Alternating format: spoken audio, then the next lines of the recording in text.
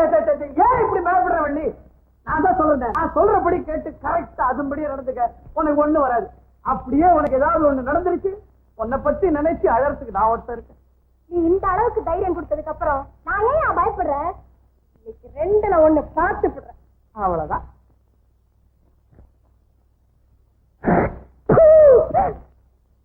ஏ வள்ளி பாடி இங்க. ஏய், என்ன திமிரு உனக்கு? அந்த பூச்செடியில எத்தனை பேர் நீ? என்னம்மா செய்யறது? எவ்வளவு நேரம் தான் உள்ளேயே அடக்கி வச்சுக்கிட்டு? துப்ப வேண்டிய நேரம் வந்தா துப்பி தான் தீரணும். நான் போடுற எட்டு சொத்தத்தின்ற கழுத நீ என்ன ஏத்து பேசுற? தாமா கழுதைகள் பேசாத. நான் உன்னை அப்படி திருப்பி கேட்க எவ்வளவு நேரம் ஆகும்?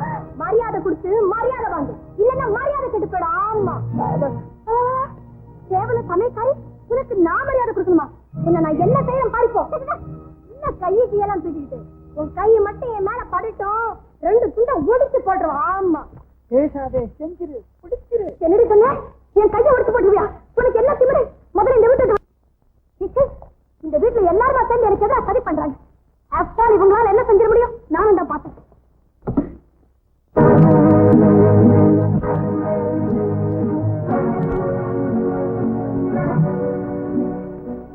யாருமே இல்ல போல் இருக்கு. ராஜா, ராஜா நில்லையாங்க. யார் நீ? சத்திரத்துக்குள்ள ஆண்டி நுழைற மாதிரி சொல்லிக்கிட்டே இருக்கேன், வந்துகிட்டே இருக்கேன். பிச்சை உடனே வெளியே நினைக்கல. நான் பிச்சைக்கார இல்லம்மா, ராஜாவை பார்க்க வந்திருக்கேன். அவர் பேரை சொல்லி கூப்பிட உனக்கு என்ன யோகிதை இருக்கு? மன்னிச்சுங்கம்மா, எனக்கு யோகிதை இல்லையோ? சரி சரி அம்மா, கொஞ்சம் பெரிய மனசு பண்ணி வாத்தியார் வந்திருக்காருன்னு சொல்லுங்க, அவர் ரொம்ப சந்தோஷப்படுவாரு. பெரிய இன்டர்நேஷனல் ஃபிகர், இந்த கோடீஸ்வரம் வந்திருக்காருன்னு அவர் ரொம்ப சந்தோஷப்படுவார். போய் அந்த இடத்த விட்டு முதல்ல. அம்மா என்னையா வாத்தியாரு அவரு இவரு ஊருக்காரன்னு ஏதாவது சொல்லிக்கிட்டே வருது. ஆள் ஏமாந்தா போதும், கைக்கு எது அகப்படுதோ அதை சுத்திக்கிட்டு ஓடுறது. இதுவே சொல்லையா போச்சு. இது என்ன கர்ம சங்கடம்? அம்மா நான் திருடன் இல்லம்மா. எதுக்கு வந்தா? அம்மா நான் சொல்றத கொஞ்சம் நீ எதுவும் சொல்ல வேண்டாம், நான் எதுவும் கேட்க வேண்டாம். வீட்டை விட்டு வெளியே போ. அம்மா ஐயா, முதல்ல வெளியே போய் நின்னு பேசுன்றல, மரியாதையா வெளியில வரியா? இந்த வேலைக்காரனை விட்டு கழுத்து பிடிச்சி வெளியே தள்ள சொல்லவா? ஐ சே கெட் அவுட்.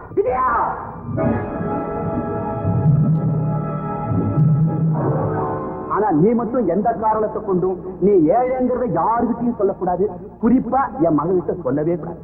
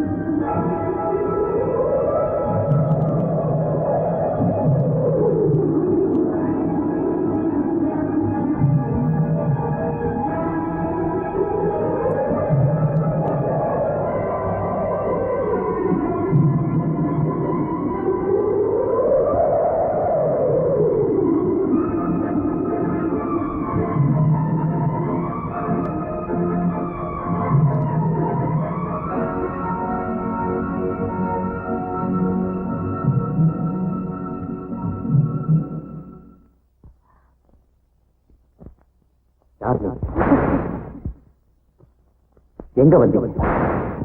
யார் எங்க வந்தீங்க? யார் நீங்க? எங்க வந்தீங்க? யார் நீங்க? எங்க வந்தீங்க?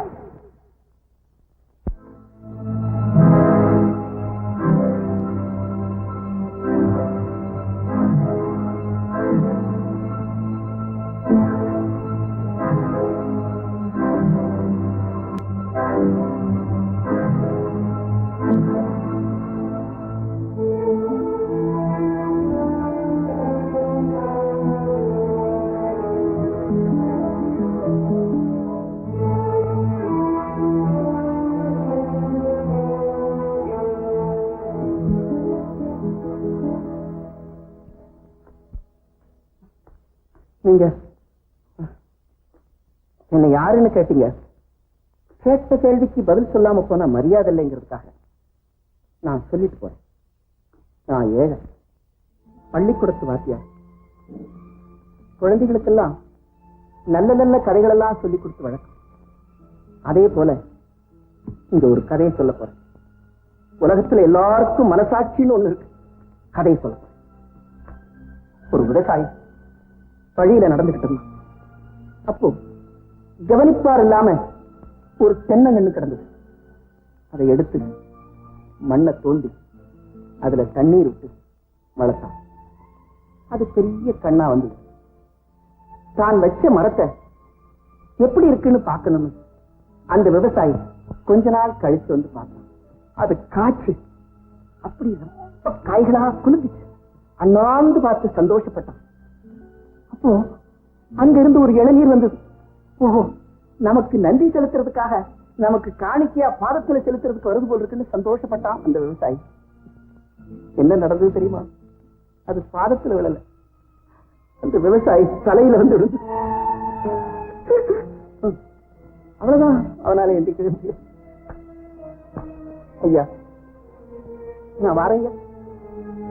ஐயா நான் வாரேன்.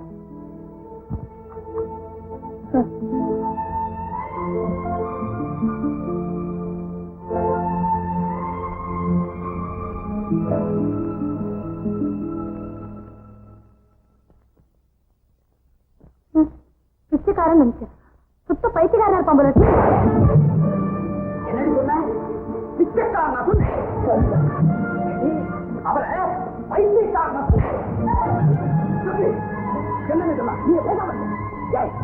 நான் யார் தெரியுமாடி?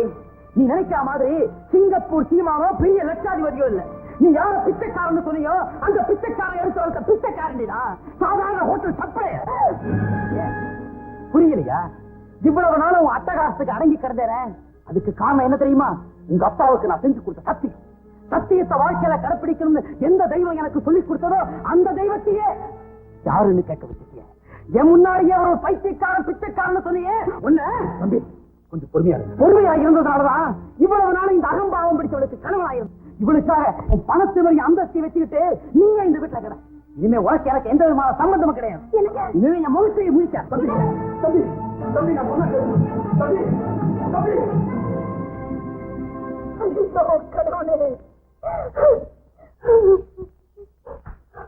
மாமா மாமா, அவரே மாமா. இப்ப அழுது என்னமா செய்யறது விஜயா? பணமும் படாடோபமும் மட்டும் வாழ்க்கை இல்லம்மா. அன்பும் அடக்கமும் தான் ஒரு பெண்ணுக்கு வாழ்க்கை. பணத்தால நீ நினைச்சதெல்லாம் சாதிக்க முடிஞ்சது. ஆனா கடவுளுடைய தீர்ப்ப உன்னால மாத்த முடியல. பாத்தியா மாமா? புரியலையாம்மா? எந்த ஏழைகளை துச்சமா மதிச்சியோ கேவலமா பேசனியோ அதே ஏழையா பிறந்த ஒருத்தனதான் உனக்கு கணவனா கொண்டு வந்து கொடுத்து அவனோடதான் நீ வாழ்க்கையை நடத்தணும்னு அவன் எழுதி வச்சுட்டானே. அதை பத்தி நீ என்னமா நினைக்கிற விஜயா? நாம பாக்குற பார்வையில தான் ஏழை பணக்காரன் என்ற வித்தியாசம் தெரியுதுமா. ஆனா ஆண்டவனுடைய பார்வையில எல்லாருமே ஒண்ணுதான்மா. மாமா, நான் செஞ்ச தப்பெல்லாம் எனக்கு இப்பதான் புரியுது. தயவு செஞ்சு என்ன மன்னிச்சிருங்க. மன்னிக்கிறதுக்கு நான் யாருமா? தன்னை வளர்த்து ஆளாக்குனவர் தான் தெய்வம்னு ராஜா போயிட்டான். உனக்கு தெய்வம் யாருன்னு தெரியுமா? உன்னை தொட்டு தாலி கட்டவன் தாமா தெய்வம். அவனே இந்த வீட்டை விட்டு வெளியே போனதுக்கு அப்புறம் உனக்கு மரியாதை கிடையாது, மதிப்பு கிடையாது, ஏன் வாழ்க்கையே கிடையாது. போய் அவன் காலில் விழுந்து மன்னிப்பு கேளுமா. போமா. கேட்கத்தான் மாமா போறேன், கேட்கத்தான் போறேன். மாமா, அவருக்கு எடுத்து என்ன கூட்டிட்டு போனேன். அவர் இல்லாம என்னால வாழ முடியாது. உங்க காலில் வந்து கேட்டு கேட்கிறேன் மாமா.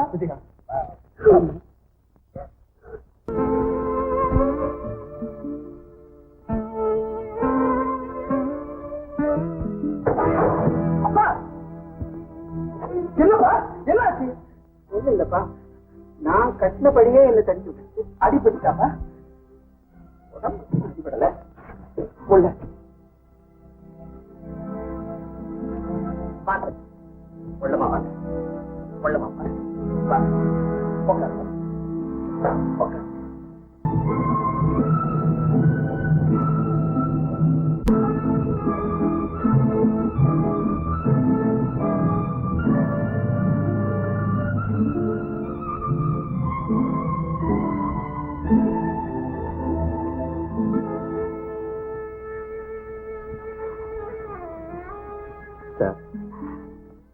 என்ன மன்னிச்சிருங்க சார்.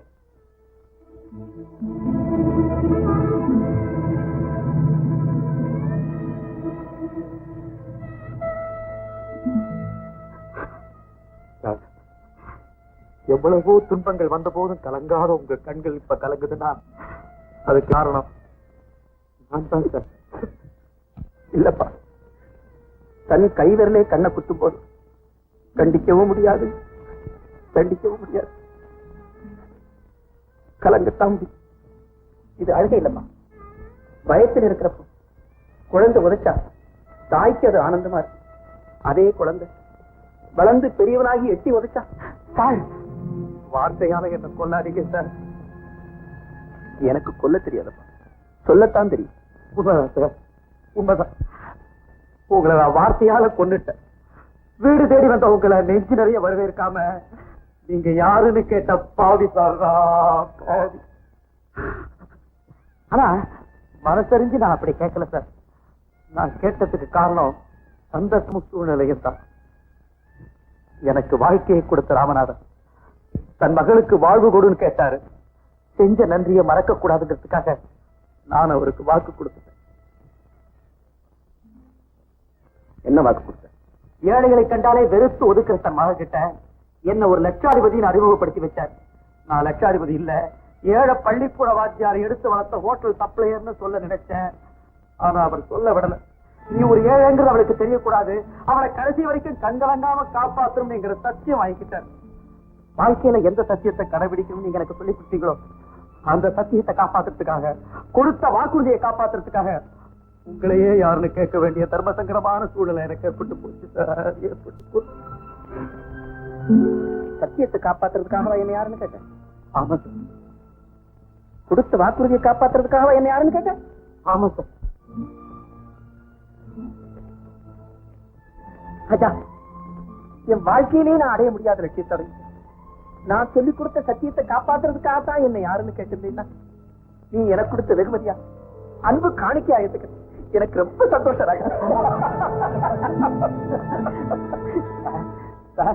இப்பதான் சார் எனக்கு நிம்மதி. உங்க காலடிதான் எனக்கு சொர்க்கம். நீங்க நடமாற இந்த வீடுதான் எனக்கு ஆலயம். உங்களை கேவலமா பேசி உங்க மனசை புண்படுத்த அந்த அகம்பாவக்காரியோட உறவை நான் அனுசரிச்சு வந்தேன் சார். உறவை அர்த்தஞ்சிட்டியா ராஜா? நான் உனக்கு சொல்லிக் கொடுத்த சத்தியத்தின் ஆரம்பத்தை தெரிஞ்சுக்கிட்ட முடியும், அதனுடைய முடிவை தெரிஞ்சுக்கலையே. சத்தியம் கொடுக்கிறது பெருசல்லப்பா, அதன்படி நடக்கிறதாம் பெருசு. ராமநாதனுக்கு வாக்கு கொடுத்த, அவனுடைய மகனுக்கு வாழ்க்கை கொடுக்க தவிர்த்திய. உண்மையிலேயே நீ சத்தியத்தை காப்பாத்துறதா இருந்தா இப்பவே தரப்பட்டு போய் அந்த பெண்ணை கூட்டிக்கிட்டு 2 பேருமா வந்து சேருங்க. இதுக்கப்புறமும் அவன் கூட சேர்ந்து வாழணும்னா அது எப்படி சார் முடியும்? அவன் நிழல் கூட இந்த வீட்டு வாசப்படியில வரக்கூடாது. தப்புப்பா. கணவன் மனைவிங்கிற உறவு கத்திரிக்கோளுடைய 2 பிடி மாதிரி. அதுல ஒண்ணு உடைஞ்சிட்டாலும் உபயோகமாகாது. அது குழந்தை. குழந்தைய அதனுடைய போக்கில தான் திருத்தம், வெறுத்து ஒதுக்கக்கூடாது சார். அவ முகத்துல முழிக்கிறதே பாவம் சார். கட்டுன பொண்டாட்டி முகத்திலேயே முடிக்கிறது பாவம்னு நினைச்சீங்கன்னா சத்தியத்தை மீறின ஓ முகத்துல முடிக்கிறது அதை விட பாவம்னு நினைக்கிறேன். போவடிய என் முகத்துல என்ன மன்னிச்சிருங்க, என்ன மன்னிச்சிருங்க. எழுந்திரப்பா. உங்க பெருமை தெரியாம நான் உங்களை கேவலமா பேசிட்டேன். என்ன மன்னிச்சிருங்க. எப்போ உன்னுடைய தவற உணர்ச்சியோ அப்பவே என்னுடைய மன்னிப்பு உண்டம்மா.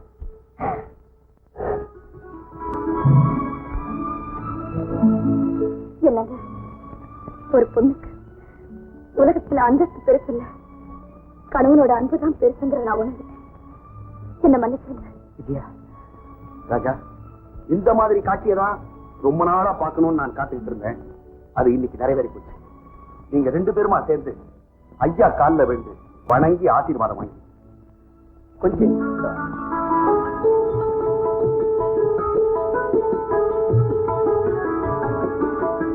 ராஜா, உன் மனைவிக்கு உங்கையால பட்டு அது என்னைக்கு நினைச்சு நிற்கணும். என் தாய் மீனாட்சியினுடைய குங்குமம் மாதிரி.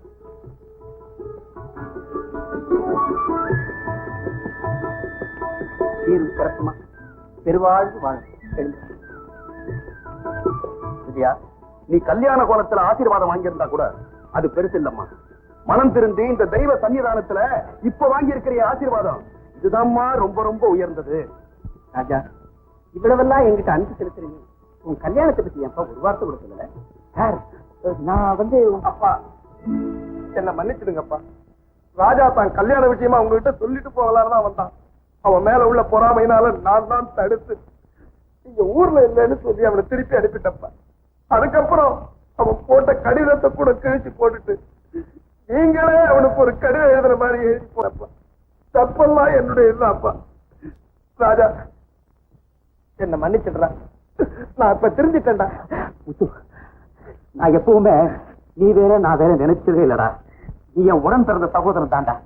ஏய், உன் சந்தோஷத்தை நான் பறிச்சுக்கிட்டேன், அதனால என் சந்தோஷத்துல பங்கு கொடுன்னு கேட்டேன். என் சந்தோஷத்துல மட்டும் இல்லடா, என் சொத்துலயும் உனக்கு பங்கு தரேன்டா. என் சொத்துலயும் உனக்கு பங்கு தரேன். இன்னும் என்னங்க ஐயா, பெற்றதும் வளர்த்ததும் ரெண்டு கண்ணா இருக்குது. உங்களுக்கு என்ன குறைச்ச? பேசாம எங்களோட பட்டத்துக்கு வந்திருக்க. எங்க குடும்பத்துக்கு பெரியவரா இருந்து எங்களுக்கெல்லாம் நல்ல வழியை காட்டுங்க. இல்லைங்க, எனக்கும் வசதியான வாழ்க்கைக்கும் வெகு தூரம். நான் ஏன் பள்ளிக்கூடத்து வாத்தியார். நான் தாலி கட்டின மனைவியோட வாழ்ந்தது நாட்களை விட பள்ளிக்கூடத்து பிள்ளைகளோட நீண்ட நாள் வாழ்ந்துட்டேன். நீங்க எல்லாரும் நல்ல வசதியோட இருக்கீங்க. எனக்கு ஏதாவது செய்யணும்னு நீங்க விரும்பினாக்கா, ஏழை பிள்ளைகளுக்காக ஒரு பள்ளிக்கூடத்தை கட்டி கொடுத்தா என்னுடைய கடைசி மூச்சு இருக்கிற வரைக்கும் அவங்களோட இருந்து காலத்தை கட்டி அதுக்கு வேண்டி ஏற்பாட்டேன் இப்பவே நான் செய்யறேன்.